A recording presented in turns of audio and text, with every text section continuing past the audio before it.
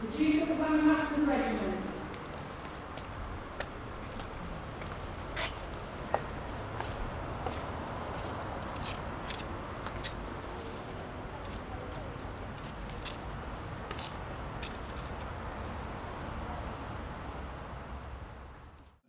When the war started, I was called up on the 1st of September as the war started on the 3rd, you know, and we went down to Drillo. We were reported at Drillo for about a fortnight. Then everybody was reposted to Blackpool 137 Regiment, you know. Now, whilst we was there, anyone under 19 couldn't go to France with him. Whilst the men of the Territorial Army were being called up, and the regular army was being deployed to France, Britain was rapidly expanding its armed forces. On the same day that war was declared, Parliament had passed the National Service Act, which said that any man between the age of 18 and 41 could be conscripted into the army. I did want to join the Air Force before it started, but my mother said, don't be in a rush because I'll call you up when they need you. So I waited while I was called up, and of course I was called up into the army, and it didn't make a right lot of difference to me, really. I was 18 in 1942, right, and that's when and as soon as I was 18, I had to go to the local registration office and sign in that I was 18. Yes. And then within that was in December, in March the following year, which was 4 months, I was then called up on the 4th of March, 1943. On Boxing Day I went for the medical, and then I wasn't called into the actual service itself until the 8th of January. And at the 8th of January I boarded a train in Shipley, all with the passes and necessary documents, and I landed at some barracks, Sheffield, in the 6th Battalion York and Lancaster Regiment. I went to the recruiting office, told them I was 18, I was actually 16. Did the recruiting officer guess, do you think, that you were underage? He asked me what age I was, and I told him I was 18. He said, have you a birth certificate? And I said it was destroyed in the air raids. He said, well, bring us a letter from your mother stating your age. So I went back the following day with a letter I'd written myself stating I was 18, handed it to him, and that satisfied him. I was given 7 shillings and a travel warrant, and that was it. But I wasn't on my own because there were droves of young lads, all who must have been under 18 years of age. And apparently this happened in the First World War. Indeed. And it happened in the Second World War as well. There were quite a lot of lads who were underage. Because when I arrived at the Ulster Rifles, Major Vickery, who was my company commander, Company Sergeant Major Bill Cunningham, walked along the ranks, and he got to me and he said, what age are you? And I said, 18, sir. And he just muttered, yeah. What did your parents think of you joining the army? My mother wasn't so suited, especially when war started. Yeah. I should have married him with all the relatives all up and down the country. But there he goes, and that's it. We hope you get, wish you the best of luck and hope you come back safe and sound, type of thing. I can't read people's minds. Nobody bothered. That was a strange thing. My eldest sister, I must admit, just said, you look after yourself. But the family, it was because of the circumstances of my dad dying so suddenly and the family splitting up, that I had a younger brother living in Lancaster. I joined the army, and I was unable to keep in contact with them so much, you know. We had to go in and get medical, and as we stood, just note on, and this medical officer walking round. Then he just said to me, he said, would you like to be stronger and fit? You see, now, then I'm going to hold my hand up. I wasn't fully developed, if you understand what I mean. I was 18-year-old, but I was just like a 14-year-old, if you understand me. My body and everything wasn't developed. And he just, would you like to be strong? And I said, yeah, naturally. Then I got sent then on a course to a place at Skegness for 9 weeks. Well, when I come away from there, I was as fit as a bloody fiddle. Used to do PT and all exercises, strengthening your muscles, your tummy muscles and everything, and doing room marches and running up and downhill. I was as fit as a bloody fiddle when I came there, and I was there 9 weeks, you see. And consequently, I've been 3 weeks, so I was like 12 weeks from joining up. Now others that went to other regiment, they were getting leave. Well, I never got a leave for over nearly a year. I was in the army before I got my first leave, just through going on this course. But it made me. Did you ever regret joining up? Oh no. No. I regret the war. I mean, everybody regrets the war, but the army itself now, it's the finest thing out. Yeah. The only thing is we was treated like dirt by the civilians before the war. And during the war? Or during the war, no, everybody was for you. But before the war, you see, it was only a case of what they used to say was, you either went to prison or joined the army, you know. So if you volunteered, you hadn't been to prison. If you volunteered, you was classed as a doings. So when you went to the pictures before the war, civilians queued that side and you queued that side. And you sat in the first 3 rows of seats in the cinema. You could, if you had the money, you couldn't pay to sit in the back row. You had to sit down there. I went to some barracks and we hadn't got a uniform or a rifle, but nothing at all. And when we went marching, we marched in our civic clothes. But I think the pay was something about a shilling a day, something like that, 8 or 9 shilling a week or something. But we got an extra 6 pence for wearing our civic clothes. And then along came the battle dress then, and we went into the battle dress. And then as the training progressed as regards marching up and down Sheffield and in and out of the square at some barracks, then that was a training centre for raw recruits. So we'd advanced a little and we was then moved to a place called Encliffe Hall. And that was in the district of Sheffield, of course. It wasn't so far away. And then, of course, new recruits came in too, and they got the same bashing as what we got. But personally, I didn't dislike the army because, again, in the army, life is how you make it. And that's what I did, you see, and that was it. And, there was some characters in that. I was 2 stripes, yes, I was corporal. So how do you come to be promoted like that then? Well, you can't be an instructor unless you've got a stripe. So you get 1 stripe to start with. And then as you progress, as you become better at it and you're good with your squads, and then you get another stripe. I mean, I could have got a 3rd stripe, but I didn't want it. Corporal's the best rank in the British Army. Why did you say that? Well, if the blokes complain, they tell the Lance Corporal. He tells me, I tell the sergeant. If the sergeant gives me an order, I tell the Lance Corporal, he does the orders. It's the best rank in the British Army. You're in between. You got to use your loaf. That's what you become. You never volunteer for nothing and you use your loaf. Make life a lot easy. And then an officer showed me how to drive, and the officer had come out to this wagon which was stationary in the yard, and he said, "Oh, Kemp."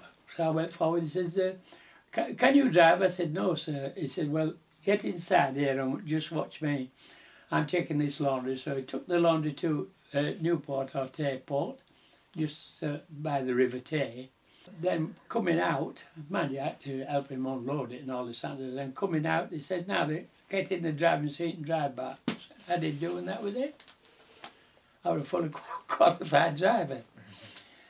Did your dad not want you to join, having been in the war himself?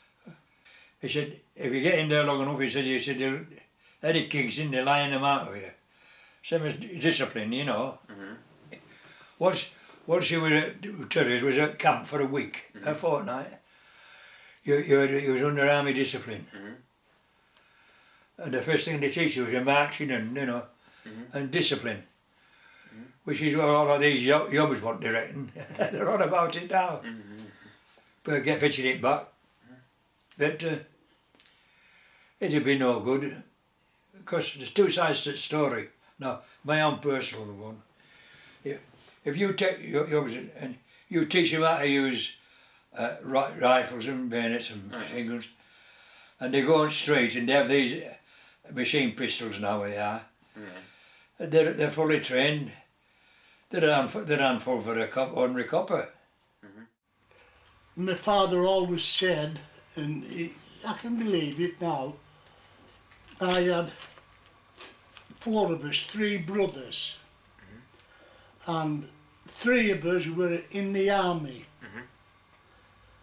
And you can tell the difference between the one that wasn't in the army to us 3. You can tell the difference that he never had army training and all this and that, you know. But he didn't get called up in the army because he was an engine fireman on the railway. He finished up as an engine driver, which my father did. This is a tale, it's rather humorous, but it's quite true. As a new youngster, I stood there and Major Vickery spoke to me and he said, do you know your Sergeant Major's name? So I said, yes, sir. He said, well, what is it? I said, Sergeant Major Pons. Well, there was such a tittering and laughing from the rear rank. And Company Sergeant Major Pons, as I called him, looked at me and he said, my name's Cunningham. Company Sergeant Major William Cunningham. I know I have a fresh complexion. He stroked his face. And he said, I know the comedians in the rear rank have nicknamed me Pons Cream. He said, but the name's Cunningham, boy, and don't ever forget it. I said, no, sir. And he was quite a very good officer as well, good uncommissioned officer. He was killed in Normandy, as Major Vickery was killed in the Rhine crossing. But as I say, I didn't dislike the army. I didn't like, I didn't, to put it crudely, we used to call it bullshit. That is all the spit and polish and that, and, you know, some of them used to, and when you did your inspection, your bed inspection, your blankets folded, your spare boots had to be laid down, polished, claw cap polished, and underneath the studs they had to shine, hadn't they? At Maidstone Barracks, before the war, every Friday you had a parade round the Barracks Square and all the squads, different squads, and you're all out. Gramophone in the corner, record playing Colonel Bogey, and you march round, you know. And you had to be in your best dress. The smartest one was picked for the stick orderly, and he had a special job. But when they said you could go out, you used to get dressed and then you go to the guard room, stand outside, big mirror, and the guard sergeant would come out and he'd look at you and lift your boot up. You've got to have 13 studs in your boots, not 12, 13. He'd look behind your buttons to see if there's any Blanco or boot polish and Brillo and Brasso, what you cleaned all your buttons with. You know, the tops would shine, but he'd look behind to make sure there was no... And if there was a bit of dirt behind, you couldn't go out. You had to go back. So we'd dress one lad up, get him inspect all his bits and his applets up here and his collars on here and his cap badge behind there as well. Got to be clean. And sent him out, and if he got out, we'd be able to get out. If he got come back, turned it in, you wouldn't be able to go out that day. And at Edcliffe Hall, then we got rifles then, so we went on the rifle ranges, shooting at 100 yards, 200 yards and so on, you know. And actually I was pretty good at that. In fact, I won a competition. I got 20 Black Cat cigarettes for, for being a good shot. Them, they had, you know, the rifle went like, and at the end there was a little thing, that was the first one. Now on the Lee Enfield, your backside, which above where the thing is, where you put your ammunition, the backside was there. Now on the Lee Enfield, it was a U. It was a U, you see, like that. And then the front side had, and that's what you saw. You had to put that right in the middle of the bull, you see. And then later on, they did just a circle, and you had to guess where that was in the middle. Yeah, the middle that way and the middle that way. Canadian. Canadian, yeah. Or they were the old Lee Enfield with the First World War one. Yeah. And we got them, but as the war went on, the old Lee Enfield went out of it, and just these with the front sight like that, and the back sight was that. And you to get it middle that way. You said you practiced in house fighting. How did you practice for that? Well, not house fighting, you're on manoeuvres, you know, out in the field and all that, you know, firing live ammunition over your head so as you get down and all that kind of stuff, you know, through grenades and throwing grenades and all that, and map reading and finding your way here, there and everywhere, you know, you're taught all that. In gliders, you'd come in, land. We usually, during the action we took off from Netherhaven on the Salisbury Plain, and we landed in open spaces of country which had been commandeered by the military anyway, round Bournemouth on the first exercise, because I remember seeing buildings in the distance and asked where were those that said Bournemouth. And you'd come down, all leap out and then charge in open fire right across. And again, they would have us attack various strong points, and we'd get down with live ammunition, and there'd be probably 2 sections of lads advancing on this point, so you'd keep firing it, and as they approached the object, you'd then move your fire away slightly, but continue firing so that the enemy in that position would still think you were firing at them, which would give your lads time to... I mean, I had 1 or 2 casualties on that. Just from the training? Yeah, you know, those ricochets would fly off, but there were a lot of casualties. Actually, you're bound to get it when you're dealing with live ammunition. No matter how you can safeguard things, but if fellas are playing with live ammunition. The other place we went to was Southampton. In the bomb buildings there, we learned street fighting. You'd dash in, all of a sudden a silhouette would come and you'd fire at that. Another silhouette would come and you'd fire on with that, you know, and this sort of thing went on. As well as rifles, soldiers also trained with heavier weapons, such as the Piat anti-tank gun. The Piat gun that they gave us was a huge thing, about this big. To cock it, you had to get it on the ground and cock it. Then you put this 2-pound bomb in it, and you had to wait until the German tank got within 30 to 40 yards of it, so you got 1 shot. If you missed it, you knew you were dead. In fact, I've told this story a few times, haven't I, about the first time we were introduced to it on the Salisbury Plain. They took us down to show us this new tank weapon. So we all toodled down, we were behind sandbags. And this lad was a corporal who was with a Piat. Number 2 puts the Piat bomb in, fire, and it fell out smoking in front. The kind of what this lad said, he said, I turned round to say, what do I do now? He said, you devils were 50 yards away running like hell. And what it was a faulty bomb. They didn't usually drop out like that, they usually, but they have knocked out tanks and did damage, but against heavier German tanks, you may as well use the people for. But faulty weapons could cost lives on the training grounds as well as the battlefields. And I had a rude awakening there with the Ulster rifles. We went on the Salisbury Plain with two 2-inch mortars. A young officer in command of our platoon, Lieutenant Arthur Bissett, a Saturday morning it was. One mortar was there and me and another lad were on a second 2-inch mortar. And all of a sudden this lad shouts, it won't fire, sir, something's wrong with it. I've pulled the pin. And Lieutenant Bissett went over and he set the mortar down and he looked at it. And he said, oh, we'll try it again. And he leaned over and put it down, it went straight off. Hit him in the face, killed him instantly. His brains were scattered all over the place.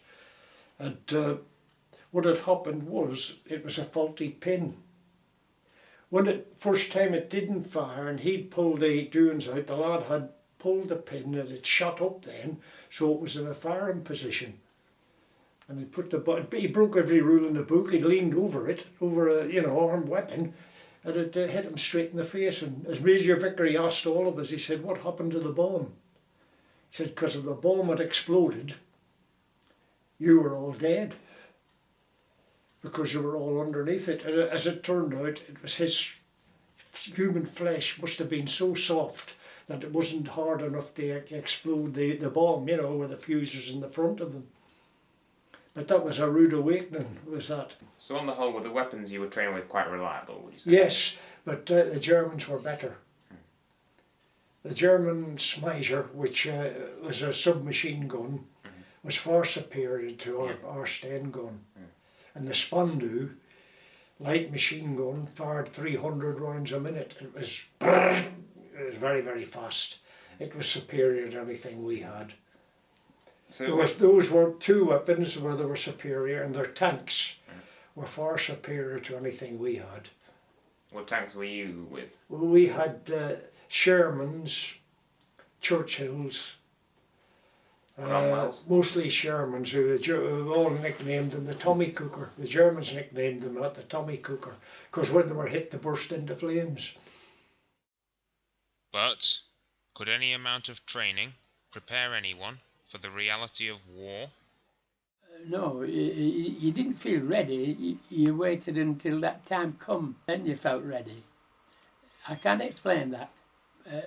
I can't analyse that.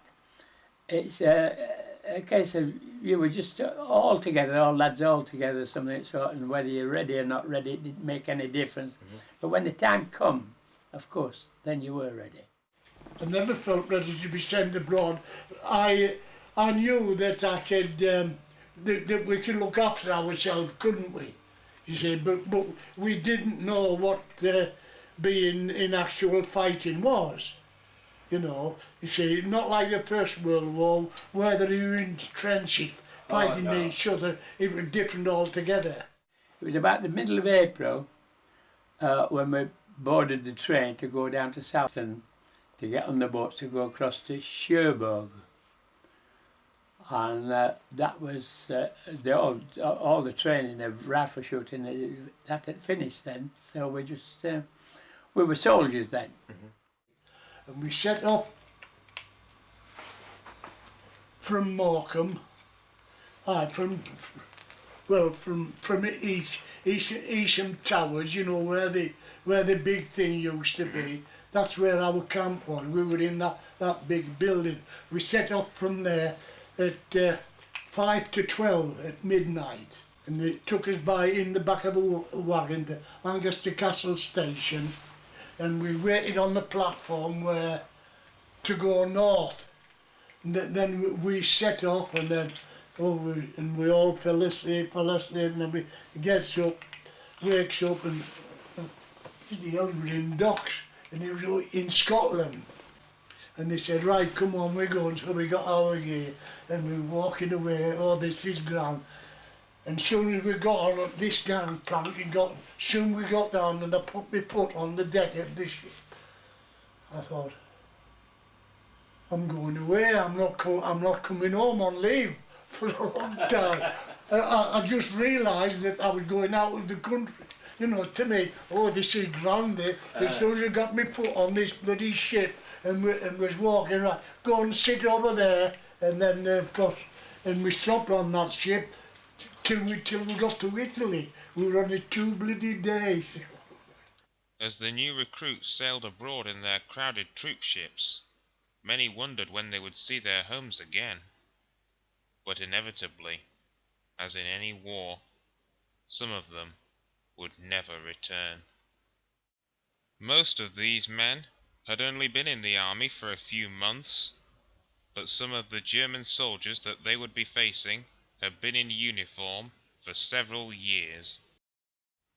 Were Britain and France really ready to take on Germany? The world would find out in May 1940.